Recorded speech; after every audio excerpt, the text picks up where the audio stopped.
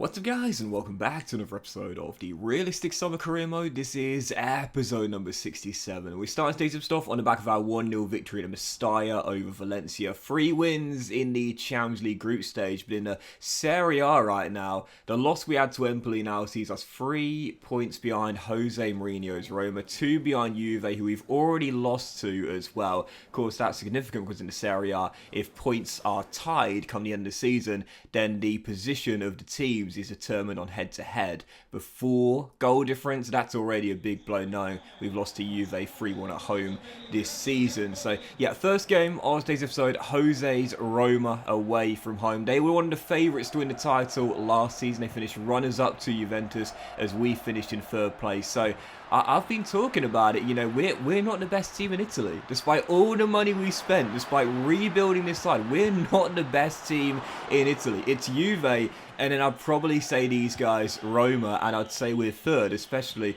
after last season. So heading into the game, big one here, scraping through Valencia courtesy of that Memphis dive. My God. Guys, if you didn't watch the last episode, I plead with you right now, please pause this video, open up a new tab and watch the last episode. If you want, you can skip right towards the final game where we scored for a penalty, the only goal of the game.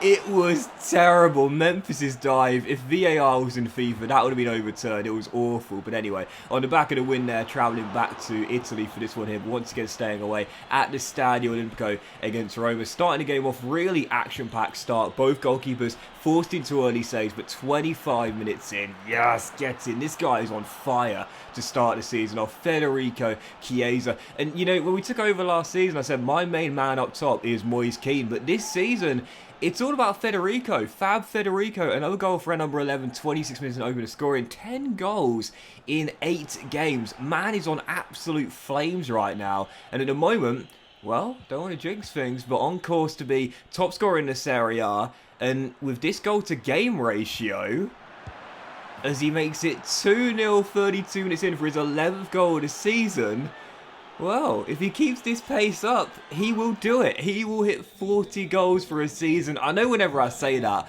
I always start to struggle with the player, so I know I'm tempting fate here by saying this, but I've only ever done it twice. You know, it's crazy because like there are certain like things I've done throughout the past decade of you know, making FIFA CM videos for YouTube where they kind of just stand out. Do you know what I mean? Yeah, there's been treble winning seasons. I think I might have won the quadruple once as well.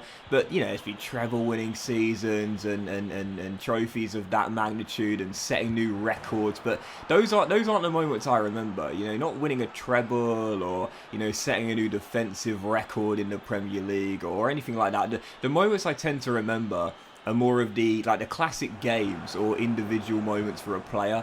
Like one of my all-time favourites came in last year's FIFA when in a Champions League final, Barry Sharkey in my Cork to Glory series scored a hat-trick. My left back, it was unbelievable. It was one of the best endings to a save I've ever done.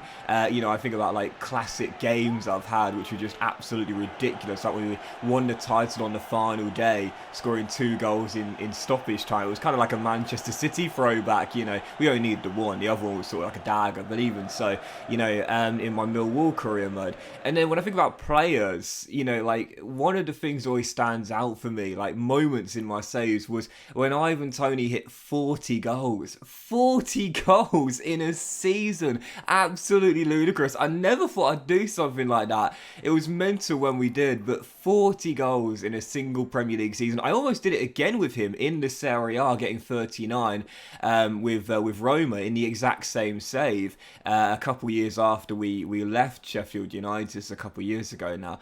And in the end last year, in that Cork to Glory save I was mentioning a moment ago there, I scored 40 goals with our striker Samuel Bell. So good they named him twice in a Premier League season. But I've never scored 40 goals in a top European league outside the Premier League. I've done it twice in the Premier League, once with Tony, once with Bell, but never in the Serie A or the Bundesliga or La Liga or Liga or the Portuguese League or whatever. I've never managed to get 40 goals in a season. well, I've got a chance here with Federico Chiesa in this area. Still won the game by 3-1. Salcedo came off the bench to break for Federico and scored our third. And whilst did lose the clean sheet later on, we held on for the big 3-1 victory there. So massive win over Roma. I talked about the significance of winning your games against the big teams for the head-to-head record standing. That's a big win there against Roma at the Stadio Olimpico. And the following game at home against Torino, returning back to the San Siro here. Early on into the game, Nicolo Barella makes it 1-0. We open the scoring early. And then 3 minutes after the restart, we double our lead. It is pretty crazy. Last season, this guy was my main man. But, you know, ever since he got that injury towards the end of last season, I haven't been quite as good with him. He's good. He's still getting the job done when I ask him to. But Chiesa at the moment has been my main man up top. But Moyes does make it 2-0. Doubles our score. And then 78 minutes in, a chance to make it 3. Great ball by Nuno Mendes to Barella. He gets his second assist of the game. Barella gets his second goal of the game. And that would do it into 3. Torino 0. Big win there. And, you know, I mentioned after our slip up to Empoli, can't afford that. Like, we really can't, because we know, despite all the money we spent rebuilding this side, despite the star power we got, Bastoni, Barella, Chiesa, and so on and so forth, we're still not the best team in Italy. So as we end the game here with a 3-0 victory against Torino, these are the games where they're considered bankers pre-game. They have to be. Why is that? Well, we end October still in second. Nobody can beat Juventus. We're still 2 points behind Juve, ahead of Lazio right now on goal difference / head-to-head, and 3 clear of Roma in 4th place as well. But Juventus, 8 wins in 10, 2 draws. Nobody has beaten the old lady yet. Nobody has managed to inflict their first defeat on them this season. I said it, they're still the best team in Italy. Their dominance might be over when they won 9 straight league titles, a ludicrous run of Serie A championships, but the dominance might be over, but they're still the best. They're still the best at this point in time. And, you know, obviously recently I talked about who's the best team in Italy. And one of the reasons why the Serie A, I think, has kind of gained in popularity over the past few years is the fact the Juve have lost their dominance. And now, what we've seen in the past 3 seasons, there's been 3 different winners in the division. You know, obviously it was Juventus, and then Inter, and then last season, of course, AC Milan. And I think that's one of the reasons why the Serie A has gained in popularity. You know, the best team in Italy at the moment is kind of up for grabs. Do you know what I mean? It's like it's a really cool division right now, because, you know, every single season, yeah, you can have your idea as to who you think's the best team and who you think's going to win it, but really, it wouldn't be a shock, you know, if Roma won the title this year. You know, like in the Premier League, for example, if Arsenal to win the Championship, for example, it would be amazing to see it. First time with the post-Wenger era. And, you know, I said about Arsenal this season, I'm so impressed with their transfers this year.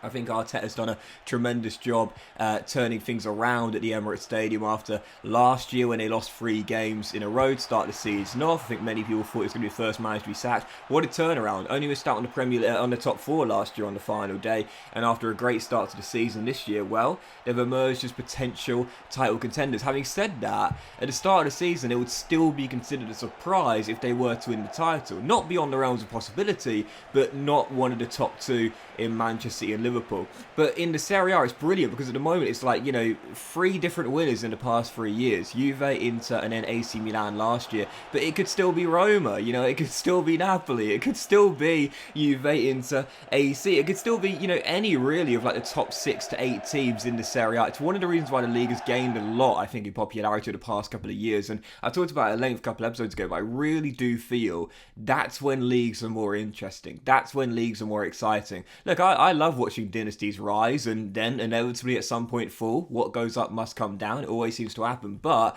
I do believe that for the good of the league, for the marketability and the reputation and the overall enjoyment for fans, you know, neutrals and fans of clubs participating in that league, I think it is the unpredictability that makes the leagues fun, you know. But even so, following game, we beat Venezia by 3-0. So back-to-back 3-0 victories there. I love playing at that stadium, man. I really do. Town Park, it's called. I love playing at it because the away fans are housed at such a cool location in the pitch, on the stadium, you know.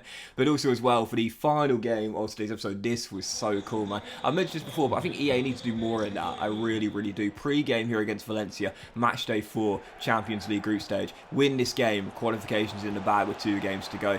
That shot pre-game there of the dressing room, I really do feel EA need to add more of that into the game. I know I've mentioned it a few times before, but anything that makes the game feel more immersive and anything that makes the game feel more realistic as well, that's the way forward in my opinion. You know, it's not just about the 11 players on the pitch for you and the 11 players against you. You know, it's not just the game of football itself. You know, I feel like, especially for the game mode as well, the more immersive shots like that are so cool, and they really drag you into the game. Great shot of our dressing room pre-game heading into this one against Valencia. I don't know why you only see it like one time a season. You see it more for big games. Stuff like that, it's really, really cool, you know. I wish EA would listen, you know, because I know a lot of people would love to see that on a more frequent basis. It really brings you in, you know. But even so, yeah, final game of today's episode, Valencia, trying to extend our winning run here and make it 4 from 4 in the Champions League group stage. And I said when the group was drawn, I didn't want to be arrogant, I never like to, but Valencia, Wolfsburg and KAA again, I saw us as favourites heading into the group. I felt we should be able to get through reasonably comfortably and hopefully top of the group as well. Win this game, qualification in the bag. We were leading by 2 goals in the first half. First, Damsgaard getting a goal, and then Federico Chiesa making it 2-0. Almost made it 3-0 later on. Good save on Mendes there, kept Valencia still hanging on in the game for now. And 78 minutes in, what a brilliant first-time ball that was. KDB in disguise there, offloading to Alvaro Morata. The Spaniard with the goal makes it 2-1, but thankfully nothing other than a consolation. Final score at the San Siro. Our winning run continues to beat Valencia back-to-back, and that now means with 2 games to go, qualification in the bag. And if we draw or at least avoid defeat in Germany on match day 5 against Wolfsburg, we'll lock up top spot with a game to go at home to KAA again as well. So qualification in the bag, as you can see, 12 points on the board, 6 clear of Wolfsburg. Avoid defeat in Germany, top spot is ours, but qualification already secured now. I felt confident. But in the Serie A, I don't. Someone please beat Juventus. 11 games in. We're tied with Lazio on points right now. And we're both 5 clear of AC Milan. It looks like an early 3-horse race right now. But a third of the way through the season. And Juve still lead the way. 2 points clear. Undefeated. Someone please beat the old lady. Juventus, I mean. But that went in today's episode of the Realistic Summer Career, guys. Big thank you for watching. I hope you enjoyed it. If you haven't, please drop a like. Most love to you. Have a fantastic day. And I'll see you for the next episode of the Realistic Summer Career Mode very soon.